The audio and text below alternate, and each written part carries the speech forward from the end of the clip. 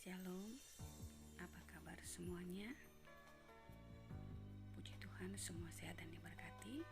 Kita akan belajar bersama hari ini Pendidikan Agama Kristen dan Budi Pekerti kelas 8 semester 1 kurikulum 2013. Sebelum kita mulai pembelajaran, kita akan berdoa bersama. Terpujilah nama-Mu Tuhan, kami bersyukur untuk setiap waktu dan kesempatan yang Tuhan berikan untuk kami. Saat ini kami butuh pertolongan Tuhan dan campur tangan Tuhan. Biarlah hikmat-Mu menjadi bagian kami, agar kami dapat belajar dengan baik. Dalam nama Tuhan Yesus Kristus kami sudah berdoa. Haleluya, amin. Bab pertama kita belajar tentang orang beriman menurut Alkitab. Kita akan membaca dalam Ibrani 11 ayat 1 sebagai dasar pembelajaran. Materi kita yang pertama adalah ilustrasi iman. Kita harus membaca cerita berikut dengan baik. Mall Shamo di Korea ambruk, menewaskan ratusan orang pengunjungnya. Bagaimana mungkin mall yang megah itu bisa ambruk begitu saja? Hasil penyelidikan menemukan bahwa penyebab ambruknya mall itu terkait dengan sejarah masa lalu, hal remeh, yaitu bangunan mall berlantai 5 tersebut ternyata semula didesain untuk menjadi sebuah kantor. Bangunan kantor yang sudah setengah jadi itu di tengah jalan diubah menjadi bangunan mall oleh sang pemilik bangunan yang berambisi untuk meraup keuntungan. Sang arsitek yang mendesain bangunan kantor bersikeras menolak perubahan konsep menjadi mall karena ia tahu akibatnya akan sangat berbahaya. Singkat cerita, sang pemilik bangunan memecat arsitek lama karena menolak keinginannya dan memberikan proyek itu kepada arsitek yang baru. Oleh sang arsitek baru dengan desain yang menurutnya mutakhir, ukuran tiang penyangga diubah, diperkecil beberapa inch dari ukuran yang sebelumnya. Mall Shamo berdiri megah, ribuan pengunjung berdatangan setiap harinya. Tanpa disadari pengunjung, mall itu menyimpan bahaya yang mengincar, yaitu bisa ambruk kapan saja. Apalagi di atap mall diletakkan puluhan AC yang beratnya puluhan ton tanpa ada pertimbangan akan sejarah fondasi dan kekuatan tiang penyangga dari bangunan tersebut.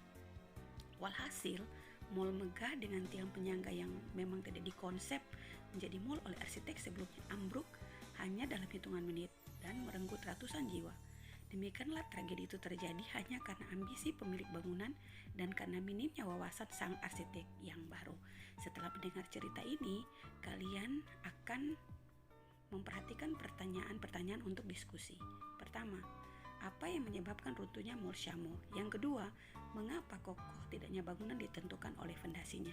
Nah, diskusikan dengan temanmu minimal 2 orang per kelompok. Ibu memberi waktu. Kita akan masuk pada pengertian iman dalam Alkitab. Dalam Alkitab, kata iman dalam bahasa Ibrani adalah emun. Dalam Ulangan 32:20, Habakuk 2 ayat 4 yang artinya kesetiaan. Dalam bahasa Yunani digunakan kata pistewo yang berarti mempercayai atau menerima sebagai hal yang benar, percaya tanpa ragu sedikit pun, bersandar kepadanya atau berharap penuh kepadanya, mempunyai dasar yang kuat dan teguh. Itu menurut bahasa Yunani. Bahasa Latin memakai kata fides, sedangkan bahasa Inggris menggunakan kata faith. Nah, anak-anak, dalam Ibrani 11 ayat 1 mendefinisikan bahwa iman adalah dasar dari segala sesuatu yang kita harapkan dan bukti dari segala sesuatu yang tidak kita lihat.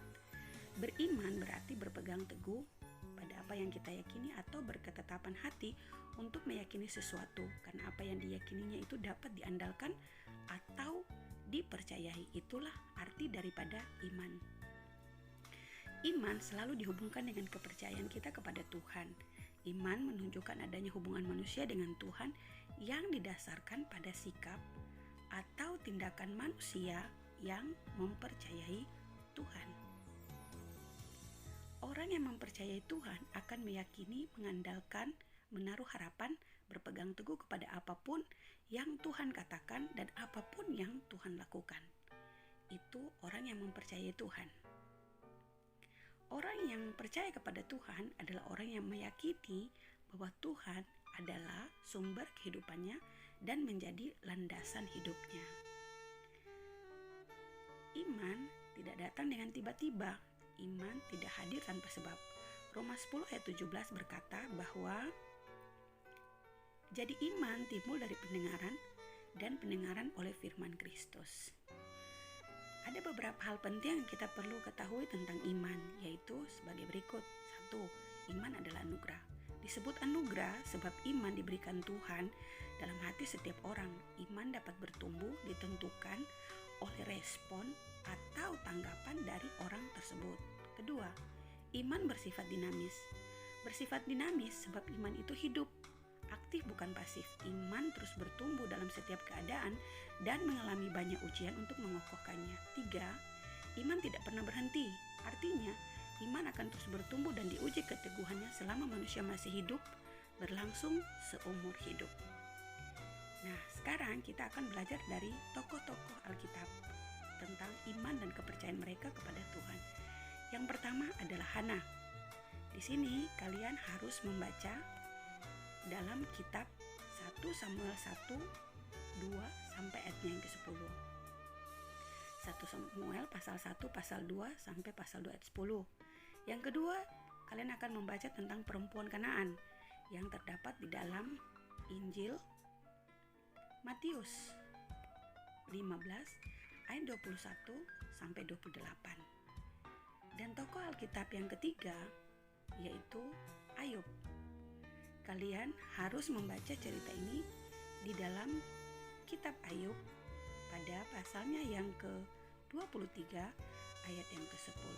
Nah, ini adalah tugas kalian membacanya dengan saksama dan dengan sangat penuh berhati-hati. Oke, puji Tuhan, pembelajaran kita sampai di sini, dan sebelum kita berpisah, kita berdoa bersama. Terima kasih Tuhan Yesus buat penyertaan-Mu. Kiranya pembelajaran kami hari ini tidak sia-sia. Dan apa yang kami peroleh itu bermanfaat bagi kehidupan kami dan menjadikan kami orang-orang yang beriman dan percaya kepadamu. Terima kasih Tuhan, kami sudah berdoa mengucap syukur dalam nama Yesus. Haleluya. Amin. Sampai jumpa lagi.